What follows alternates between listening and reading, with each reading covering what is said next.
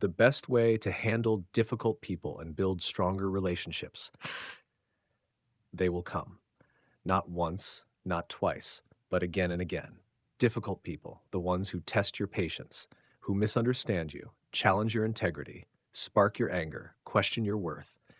You'll meet them in boardrooms and break rooms, at dinner tables and in traffic lanes. Some will raise their voice, some will manipulate in silence, and when they appear, you will have a choice to react with fire or to lead with power.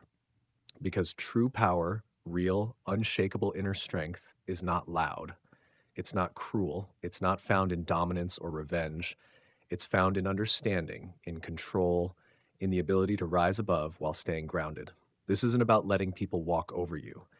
It's about walking through life without letting others decide the direction of your day or the temperature of your soul.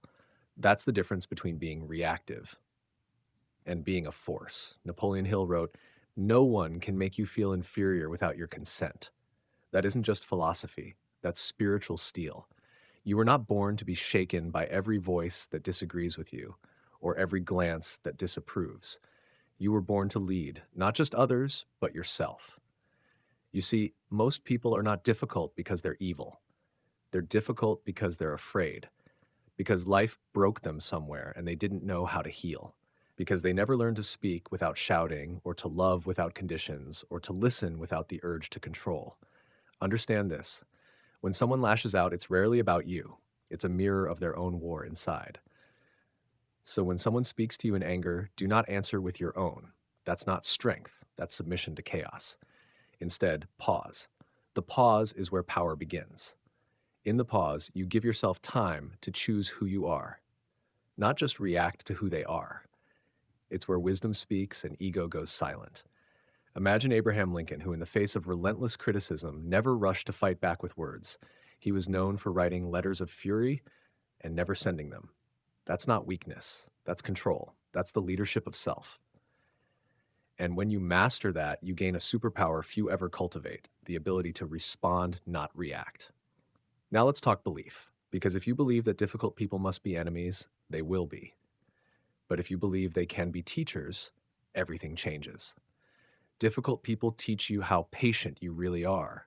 They show you your limits and then invite you to stretch them. They challenge your peace and give you the chance to strengthen it. Carnegie dealt with egos as large as empires, yet he built one of the greatest networks of minds the world has ever seen. He knew something others didn't. You don't beat people with brilliance. You lead them with humility. He understood that influence doesn't come from proving people wrong. It comes from making them feel seen, heard, and safe enough to grow. So ask yourself, what if this difficult person in your life isn't here to break you, but to build your emotional endurance? What if this is your training ground, a place to sharpen your focus, strengthen your discipline, and learn the art of empathy? Let's talk about clarity, because when you're unclear on who you are and what you stand for, anyone can pull you into their storm. But when you're rooted in purpose, the winds may blow, but they won't bend you. Clarity is a quiet confidence that says, I don't need to win this argument. I don't need to change your mind, because I already know who I am and who I'm becoming. Clarity helps you choose your battles. Not every conflict needs a warrior. Some just need a witness, and some need you to walk away. Yes, walk away, not in weakness, but in wisdom. Some people will not hear you until they're ready, and no amount of shouting will open ears that have been closed by pride. This is where discipline comes in. Discipline to not respond when provoked. Discipline to stay kind when insulted. Discipline to know that keeping your peace matters more than proving your point. And if you think discipline is too soft a word for this, remember it's the foundation of every great builder of history. Ford didn't build an empire by reacting to every critic. He built it by staying focused when others doubted and delivering when others argued. Discipline is strength, quiet, consistent strength. Let's not forget vision. What is your vision of who you are becoming? Because every difficult moment is a test of that vision. When you picture your future self, confident, calm, respected, do they scream at petty people? Do they let others control their state of mind? No.